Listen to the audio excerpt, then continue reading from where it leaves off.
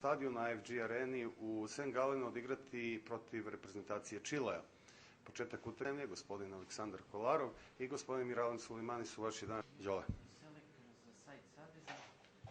Dobro, reprezentacija Čile je jedna od najboljih reprezentacija u Južnoj Ameriki, pošto ima dovoljno igrača, mnogo igrača koji igraju u Evropi, a ili koji igraju u Čileu su mnogo dobro.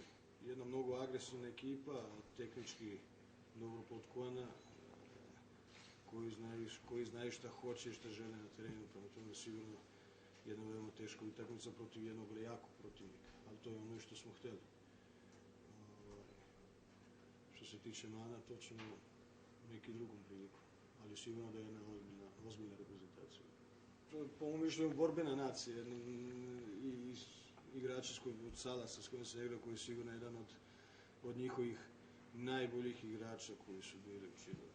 Igrao sam i protiv Zamorana, tako da su to sigurno igrači koji imaju karakter, koji žele uvek da pobede i mnogo se razlikuju od nekih drugih reprezentacija Južne Amerike.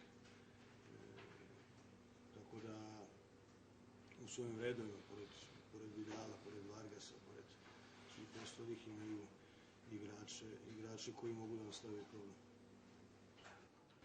Ja sam vam rekao da ja u reprezentaciji uzimam igrače i pozvao sam one igrače koji mislim da mogu da nam poslužu u daljim kvalifikacijama. Znači, bez obzira što oni u ovom trenutku neko od njih ne igra ili je neko na klupi ili igra manje, oni su tu zato što mi to sve gledamo i spremamo utakmicu za mart protiv reprezentacije Hrvatske i Škotske.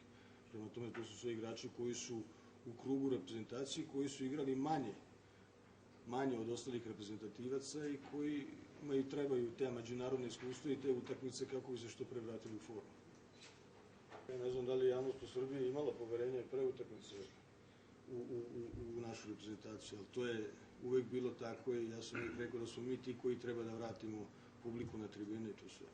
Sigurno da posle prve dve utakmice u kvalifikacijama protiv Škota i Velsa da se i publika malo vratila i da počela da veruje. Posle ove druge dve utakmice sigurno da se to poverenje izgubilo, jer je to sve vezano za rezultat, ali kao što sam rekao, u fudbalu svi hoće da pobede i mi hoćemo da pobedimo, ali neki put to i nismo u mogućnosti. Prema tome mi znamo šta hoćemo, koliko možemo i šta želimo, prema tome idemo napred našim putem do kraja kvalifikacija, pa ćemo da vidimo da ćemo da budemo na kraju kvalifikacija. Tako da to poverenje od publike i svega toga, to je sigurno, mi smo na tome da treba da ih vratimo. Ako uspemo sa svojim dobrim igrama i pobedama, sigurno će i publika da se vrati, sigurno da će i mnenje da bude na našoj strani. Ako to ne bude tako, bit će kao što je sad. Ali to je tako ovde kako i u celom svetu.